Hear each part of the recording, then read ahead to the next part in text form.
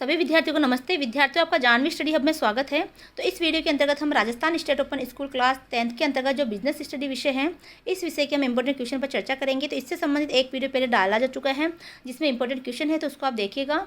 और अगर आप हमारे चैनल पर नए हो तो चैनल को सब्सक्राइब जरूर कीजिए, ज़्यादा से ज़्यादा वीडियो को शेयर करें और लाइक ज़रूर करें। और जो भी आपके कमेंट है वो कमेंट बॉक्स में लिखिए। तो ये क्वेश्चन देख लिए थे पिछले वीडियो में। हमने 15 क्वेश्चन तक पिछले वीडियो में देखे थे। अब उसके आगे क्वेश्चन हम इस वीडियो में देखेंगे। तो प्रश्न है, संयुक्त हिंदू परिवार व्यवसाय को परिभाषित कीजिए। यानी संयुक्त हिंदू परिवार व्यवसाय को परिभाषित करना है। तो उत्तर है, संयुक्त हिंदू परिवार व्यवसाय एक ऐसा व्यवसाय होता है जिसका स्वामित्व एक संयुक्त परिवार हिंदू परिवार के सदस्यों के पास होता है। तो जिसका स्वामित्व किसके पास होता है? एक संयुक्त जो है हिंदू परिवार के सदस्य के पास होता है। इसे हिंदू अविभाजित परिवार व्यवसाय भी कहते हैं। ठीक है, मतलब संयुक्त परिवार होगा, वो संयुक्त परिवार के सदस्य मिलकर है ना कोई व्यवसाय चला रहे होंगे। उसमें से एक मुखिया होगा जो उस व्यवसाय का जो है वो मुखिया रहेगा। संगठन का वह स्वरूप हिंदू अधिनियम के अंतर्गत कार्य करता है तथा उत्तराधिकार अधिनियम से नियंत्रित होता है। इसमें इनके पूर्वजों की कुछ व्यावसायिक संपत्ति होती है। संपत्ति में हिस्सा केवल पुरुष सदस्यों का ही होता है। तो अब यहाँ पर एमसीक्यू भी बनता है कि संयुक्त हिंदू परिवार में व्यावसायिक जो संपत्ति होती है उसमें हिस्सा पुरुषों का होता है या महिलाओं का? तो वहाँ होगा पुरुष सदस्य ही मुखिया होता है, उसका ही उसमें हिस्सा होता है। तो इसमें देखो ये है, आप इसको इस सरल भाषा में समझाइए तो ऐसा है कि मान लो आपके दादाजी का कोई व्यवसाय था, वो आपके पिताजी को मिल गया। ठीक है ना। अब संयुक्त परिवार होकर रह रहे आपके दादाजी के जो है 4 पुत्र थे। चारों पुत्रों में से एक बड़े वाले पुत्र को वो व्यवसाय दिया गया। अब सभी लोग इकट्ठे होकर रह रहे हैं, मिलजुल के उसी व्यवसाय में ही काम कर रहे हैं। तो सभी लोग उस व्यवसाय में भागीदारी करेंगे। फिर आगे जो उत्तराधिकारी आएगा उसको भी मिलेगा, लेकिन उस व्यवसाय में हिस्सेदारी सिर्फ पुरुषों की ही रहेगी। मतलब आपके जो मान लो आपके जो दादाजी है उनके जो मतलब आपकी बुआ वगैरह है उनको उसमें हिस्सेदारी नहीं रहेगी, सिर्फ पुत्रों की ही उसमें हिस्सेदारी होती है ना। और पुरुष सदस्य ही उसमें हिस्सेदारी का अधिकारी होता है। ये हिंदू अधिनियम जो है हिंदू अधिनियम के अंतर्गत ये आता है। अगला है, साझेदारी को परिभाषित कीजिए। भारतीय साझेदारी अधिनियम 1932 की धारा 4 के अनुसार साझेदारी उन व्यक्तियों का पारस्परिक संबंध है जो उन सबके द्वारा या उन सबकी ओर से किसी एक साझेदार द्वारा संचालित व्यापार का लाभ आपस में बांटने के सहमत होते हैं। 2 या 2 से अधिक व्यक्तियों का समूह है जो किसी व्यवसाय से लाभार्जन करने वाले सहमत होते है। अगला है, व्यवसायिक संगठन के साझेदारी स्वरूप की कोई 4 विशेषता लिखिए। कि व्यवसायिक संगठन के साझेदारी स्वरूप की क्या बतानी है? हमें 4 विशेषता बतानी है। तो उत्तर है, व्यवसायिक संगठन के साझेदारी स्वरूप की 4 विशेषता इस प्रकार है। 2 या 2 से अधिक सदस्य। तो देखो साझेदारी में क्या होता है, जो व्यवसायिक संगठन उसमें साझेदारी का स्वरूप बताना कि साझेदारी यानी मिलकर पार्टनरशिप में कोई व्यवसाय खोलते हैं तो उसमें क्या है, सदस्य कितने होते हैं? 2 या 2 से अधिक। साझेदारी व्यवसाय के लिए कम से कम 2 व्यक्तियों का आवश्यकता होती है। 2 व्यक्ति मिलकर किसी व्यवसाय को स्टार्ट करते हैं। हो सकता है ज़्यादा भी हो सकते हैं व्यक्ति उस व्यवसाय को शुरू करने वाले, लेकिन कम से कम 2 तो चाहिए। परंतु बैंकिंग व्यवसाय में ये संख्या 10 से और साधारण व्यवसाय में 20 से अधिक नहीं होनी चाहिए। वैध व्यवसाय साझेदारी को सदैव वैध व्यवसाय चलाने के लिए ही एक साथ कार्य करने चाहिए। तस्करी, कालाबाजारी इत्यादि को कानूनी दृष्टि से साझेदारी व्यवसाय नहीं माना जा सकता। व्यापार की निरंतरता, साझेदारी फर्म के किसी साझेदार के मरने, पागल या दिवालिया हो जाने से फर्म का अंत हो जाता है। देखो व्यापार की निरंतरता, ठीक है, साझेदारी फर्म के किसी साझेदार के मरने से या दिवालिया होने से उस फर्म का अंत हो जाता है। इसके अलावा भी फर्म के सभी साझेदार जब चाहे साझेदारी समाप्त कर फर्म भंग कर सकते हैं। जो फर्म बन गई, जो साझेदारी व्यवसाय स्टार्ट हुआ, उसमें अगर किसी की मृत्यु हो गई तो भी वो साझेदारी खत्म हो जाएगी। ठीक है, और वो फर्म भंग हो जाएगी, या फिर सभी लोग मिलकर भी उस व्यवसाय को खत्म कर सकते हैं। लाभ विभाजन, प्रत्येक साझेदारी फर्म का मुख्य उद्देश्य व्यवसाय में होने वाले लाभ को तय किए गए अनुपात में बांटने से है। मतलब जिसकी जितनी साझेदारी होती है वो उसी के अनुसार उनका लाभ उसमें बढ़ता है। यदि साझेदार में इस संबंध में कोई समझौता नहीं हुआ है तो लाभ साझेदारों में बराबर बांटना पड़ता है। तो देखो सभी ने बराबर पूंजी लगाई है उसमें, तो लाभ भी क्या होगा, बराबर बटेगा। लेकिन किसी ने कम ज़्यादा पूंजी लगाई है तो उसकी अकॉर्डिंग ही उनकी साझेदारी से जो लाभ हुआ है उस व्यवसाय से वो उसमें बटेगा। अगला प्रश्न है, संयुक्त हिंदू परिवार व्यवसाय को परिभाषित कीजिए। कि संयुक्त हिंदू परिवार व्यवसाय क्या है? तो उत्तर है, संयुक्त हिंदू परिवार व्यवसाय एक ऐसा व्यवसाय होता है जिसका स्वामित्व एक संयुक्त हिंदू परिवार के सदस्यों के पास होता है। उसे हिंदू अविभाजित परिवार व्यवसाय भी कहते हैं। संगठन का एक स्वरूप हिंदू अधिनियम के अंतर्गत कार्य करता है तथा उत्तराधिकार अधिनियम में नियंत्रित होता है। इसमें उनके पूर्वजों की कुछ व्यावसायिक संपत्ति होती है। संपत्ति में हिस्सा केवल पुरुषों का होता है। अगला है प्रश्न, कि सहकारी समिति के लाभ एवं दोष का उल्लेख कीजिए कि सहकारी समिति के क्या लाभ है और क्या दोष है। तो उत्तर है सहकारी समिति के लाभ निम्नलिखित है।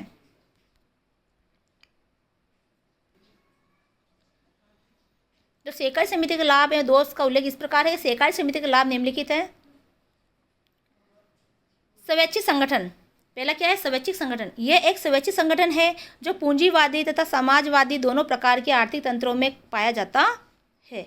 अगला है लोकतांत्रिक नियंत्रक। तो लोकतांत्रिक नियंत्रण में क्या होगा कि एक सहकारी समिति का नियंत्रण लोकतांत्रिक तरीके से होता है, इसका प्रबंधन लोकतांत्रिक होता है तथा एक व्यक्ति एक मत की संकल्पना पर आधारित होता है। दूसरा है खुली सदस्यता।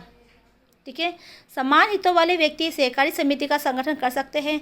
कोई भी सक्षम व्यक्ति किसी भी समय सहकारी समिति का सदस्य बन सकता है और जब चाहे समिति की सदस्यता को छोड़ सकता है, जब चाहे सहकारी समिति का अध्यक्ष बन सकता है और जब चाहे सदस्यता वो छोड़ सकता है, यानी खुली सदस्यता उसमें होती है। अगला है मध्यस्थों को लाभ का उन्मूलन। देखो, मध्यस्थों की लाभ का उन्मूलन कैसे होगा कि सहकारी समिति में ये पॉइंट है कि सहकारी समिति में सदस्य उपभोक्ता अपने माल की आपूर्ति पर स्वयं नियंत्रण रखते हैं, क्योंकि माल उसके द्वारा सीधे ही विभिन्न उत्पादकों में क्रय किया जाता है। इसीलिए इन समितियों के व्यवसाय में मध्यस्थों को मिलने वाले लाभ का कोई स्थान नहीं रहता। अगला है सीमित दावेदारी। क्या होता है? सीमित दावेदारी। तो सहकारी समिति के सदस्यों की दावेदारी केवल उनके द्वारा निवेशित पूंजी तक ही सीमित है। एकल स्वामित्व व साझेदारी के विपरीत सहकारी समितियों के सदस्यों को व्यक्तिगत संपत्ति पर व्यावसायिक देनदारियों के कारण कोई जोखिम नहीं होता। स्थिर जीवन, सहकारी समिति का कार्य काल दीर्घ अवधि तक स्थिर रहता है। किसी सदस्य की मृत्यु, दिवालियापन, पागलपन या सदस्यता से त्याग पत्र देने से समिति के अस्तित्व पर कोई प्रभाव नहीं पड़ता। तो इस तरह सहकारी समिति आती है। फिर है सहकारी समिति के दोष कि सहकारी समिति के क्या क्या दोष है। तो उत्तर है देखो, सहकारी समिति के दोष में बताना है तो इसका आंसर है कि अभिप्राय नहीं कमी। अगर सहकारी समिति में दोष ये है कि वहाँ पर लोगों को प्रोत्साहित नहीं किया जाता, अभिप्रेरणा उनको नहीं मिलती, मोटिवेशन उनको मिलना चाहिए। कि अभिप्रेरणा की कमी लाभ कमाने का उद्देश्य होने के कारण सहकारी समिति के सदस्य पूर्ण उत्साह समर्पण भाव से कार्य नहीं करते। अगला है सीमित पूंजी। सहकारी समिति जो शुरुआत होती है उसमें पूंजी भी सीमित होती है। साधारणतः सहकारी समिति के सदस्य समाज के एक विशेष वर्ग के व्यक्ति ही होते हैं, इसलिए समिति द्वारा एकत्रित की गई पूंजी सीमित होती है। प्रबंधन में समस्या, सहकारी समिति का प्रबंधन प्राय विशेष कुशल नहीं होता, क्योंकि सहकारी समिति अपने कर्मचारी को कम पारिश्रमिक देती है। पहला है प्रतिबद्धता का प्रभाव। फिर अगला है प्रतिबद्धता का प्रभाव। सहकारी समिति की सफलता उसके सदस्यों की निष्ठा पर निर्भर करती है, जिसे न तो आश्वस्त किया जा सकता है और न ही बाध्य किया जा सकता है। अगला है सहयोग की कमी। सहकारी समिति परस्पर सहयोग की भावना से बनाई जाती है, लेकिन अधिकतर देखा जाता है कि व्यक्तिगत मतभेदों और अहम भाव के कारण सदस्यों के बीच लड़ाई झगड़ा और तनाव बना रहता है। सदस्यों के स्वार्थपूर्ण रवैये के कारण कई बार समितियां बंद भी हो जाती है। प्रश्न संख्या अगला है 20। सहकारी समिति का अर्थ बताइए। ये अर्थ क्या होता है? उत्तर है सहकारी शब्द का अर्थ है साथ मिलकर कार्य करना। तो सहकारी का मतलब क्या है? मिलकर काम करना, यानी सब हम सबके लिए, सब हमारे लिए।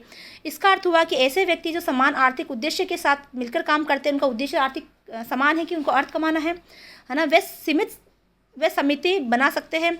इससे सहकारी समिति कहते हैं। ऐसे व्यक्तियों की स्वयंसेवी संस्था है जो अपने आर्थिक हितों के लिए कार्य करते हैं।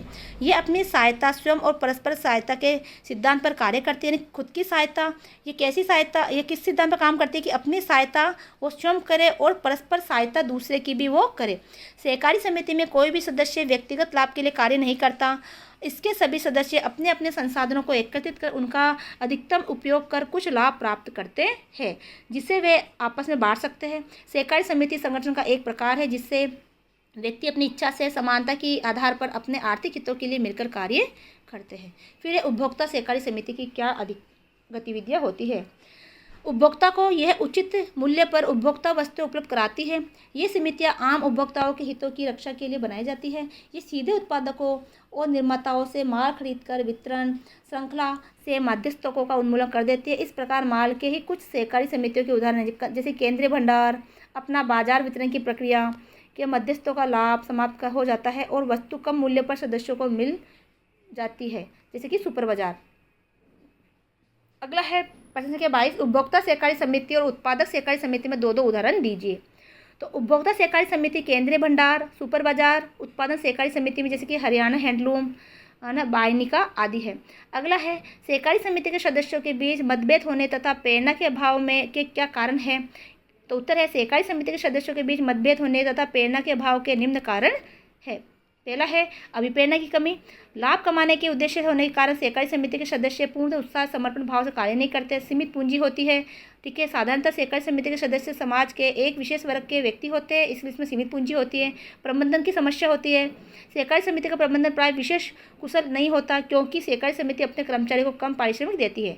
प्रतिबद्धता का अभाव। सहकारी समिति पर स्पष्ट सहयोग उसकी सफलता उसके सदस्यों की निष्ठा पर निर्भर करती है, जिसे न तो आश्वस्त किया जा सकता है और न ही बाध्य किया जा सकता है। सहयोग की कमी। तो सहयोग की कमी भी इसमें रहती है। सहकारी समिति परस्पर सहयोग की भावना से बनाई जाती है, लेकिन अधिकतर देखा जाता है कि व्यक्तिगत मतभेद और अहम भाव के कारण सदस्यों के बीच लड़ाई झगड़े और तनाव बनते हैं। सदस्यों के स्वार्थपूर्ण रवैये के कारण कई बार समस्या बंद भी हो जाती है। फिर है संयुक्त पूंजी कंपनी से क्या तात्पर्य है। तो उत्तर है भारत में कंपनियां भारतीय कंपनी अधिनियम 1956 द्वारा सम्मिलित होती है। जो भारत में जितनी भी कंपनियां हैं वो भारतीय कंपनी अधिनियम 1956 द्वारा शामिल होती है। अधिनियम के अनुसार एक कंपनी का अभिप्राय उस कंपनी से है जिसकी स्थापना तथा पंजीकरण इस अधिनियम के अंतर्गत हुआ है। यह विधान द्वारा निर्मित ऐसा कृत्रिम व्यक्ति है जिसका स्वतंत्र वैधानिक अस्तित्व होता है। इसका शाश्वत जीवन तथा एक सार्वभौम मुद्रा होती है। एक कंपनी की पूंजी समान मूल्य वाले अंशों में विभाजित होती है। कंपनी के सदस्यों जिनके पास एक या उससे अधिक अंश होता हो कंपनी का अंशधारक कहलाते हैं। अगला, संयुक्त पूंजी कंपनी के किन्हीं 4 लक्षणों का वर्णन कीजिए।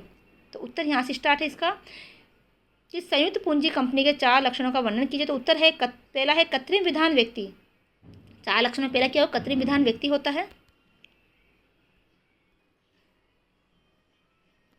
तो कृत्रिम वैधानिक व्यक्ति एक कंपनी विधान द्वारा निर्मित एक कृत्रिम व्यक्ति है जो केवल विधि के चिंतन अवलोकन से अस्तित्व में आता है। एक व्यक्ति जिस प्रकार जन्म लेता है, बड़ा होता है, आपसी संबंध विकसित करता है और मृत्यु को प्राप्त होता है, उसी प्रकार एक संयुक्त पूंजी कंपनी भी जन्म लेती है, बड़ी होती है, अपने आपसी संबंध विकसित करती है और अंततः मृत्यु को प्राप्त होती है।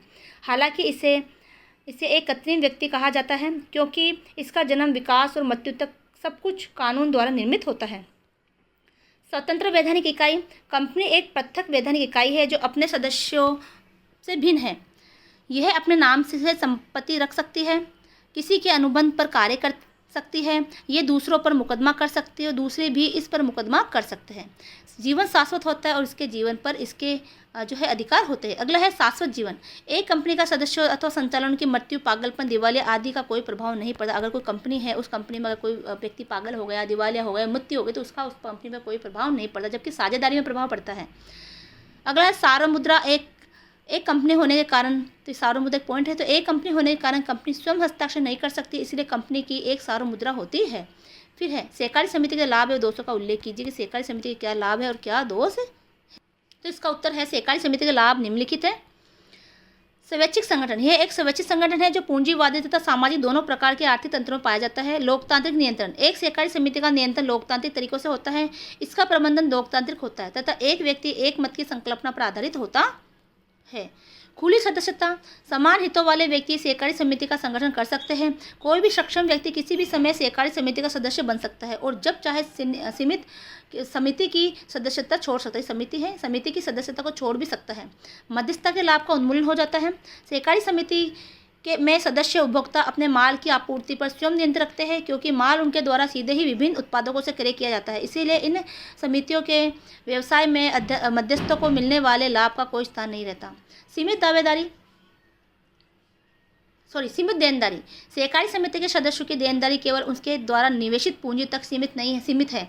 एक स्वामित्व व साझेदारी के विपरीत सहकारी समिति के सदस्यों को व्यक्तिगत संपत्ति पर व्यावसायिक देनदारियों के कारण कोई जोखिम नहीं होता है। फिर है स्थिर जीवन। सहकारी समिति का कार्यकाल दीर्घ अवधि तक स्थिर रहता है।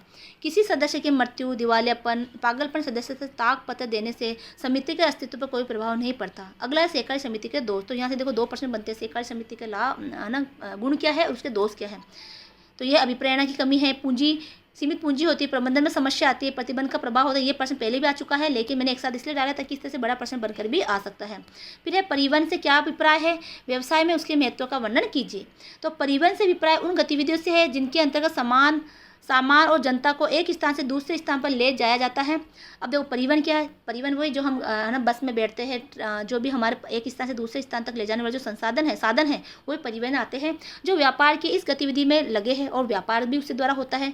इन्हें ट्रांसपोर्ट कहा जाता है। ट्रांसपोर्टर कच्चे माल, तैयार माल, यात्रियों, पानी, गैस, पेट्रोल आदि को एक स्थान से दूसरे स्थान पर ले जाते हैं। परिवहन का महत्व इस प्रकार है। पहला है निर्माता और उत्पादकों को कच्चा माल उपलब्ध करवाना। परिवहन से ही कच्चे माल को उसके उपलब्ध होने के स्थान से उन स्थानों तक ले जाना संभव हो जाता है जहां उसे संशोधित करके उससे वस्तुएं तैयार की जाती हैं। उपभोक्ताओं को सामान उपलब्ध करवाना। परिवहन द्वारा ही दूर दराज के स्थानों पर तैयार माल देश भर के उपभोक्ताओं तक पहुंच जाता है। फिर है लोगों का जीवन स्तर तो बेहतर बनाना। तो परिवहन साधनों की सहायता से कम लागत में बड़े पैमाने पर सामान का उत्पादन होता है। इससे लोगों में अपनी पसंद का और अलग अलग कीमत वाला बढ़िया किस्म का सामान खरीदने की इच्छा जगती है। इससे लोगों का जीवन स्तर ऊंचा उठता है। फिर है आपातकाल और प्राकृतिक आपदा की स्थिति में सहायता पहुंचाना। तो युद्ध या आंतरिक व्यावसायिक अध्ययन गड़बड़ी जैसी राष्ट्रीय संकट की स्थिति में परिवहन सशक्त सेना और उसके लिए जरूरी सामान को शीघ्रता से संकट के स्थान पर पहुंचाने में मदद करता है। जब आपातकालीन आ जाती है, ये प्राकृतिक आपदा आती है या युद्ध का समय होता है, तो उस दौरान जो है परिवहन के साधन द्वारा ही जो आपातकालीन स्थिति से निपटने के लिए जो साधन उनको चाहिए, जो सामान उनको चाहिए, वो शीघ्रता से वहाँ पहुँचाया जाता है। रोजगार के अवसर बढ़ाना। तो परिवहन के साधन के जरिए रोजगार के अवसर भी बढ़े हैं। परिवहन द्वारा लोगों को कंडक्टर, पायलट आदि के रूप में जहाँ रोजगार मिलता है, वहाँ परिवहन से जुड़े अन्य कार्य जैसे परिवहन की मरम्मत करना, उपकरणों के निर्माण का रोजगार भी मिलता है। मजदूरों की गतिशीलता में सहायता। तो परिवहन सुविधा मजदूरों को कार्य के स्थानों तक पहुंचाने में बहुत मदद करती है। देखो परिवहन साधन है तो मजदूर एक स्थान से दूसरे स्थान पर काम करने के लिए भी चले जाते हैं। दूसरे देशों के उद्योगों और कारखानों में काम करने के लिए हमारे देश से लोग दूसरे देशों में जाकर रह रहे हैं। देश में भी एक स्थान से दूसरे स्थान तक जाते हैं। बहुत से उद्योग लोगों को उनके निवास स्थान से कार्यस्थल तक ले जाने के लिए परिवहन की व्यवस्था करते हैं। देशों को निकट लाने में सहायता। परिवहन से एक देश के लोग दूसरे देश में जाने में मदद मिलती है। इससे परिवहन देशों के लोगों में संस्कृति, विचार और रीति रिवाजों का आदान प्रदान भी होता है। तो ये परिवहन से संभव है। अगर परिवहन का साधन नहीं होता तो एक स्थान से दूसरे स्थान, एक देश से दूसरे स्थान व्यक्ति नहीं जा पाता।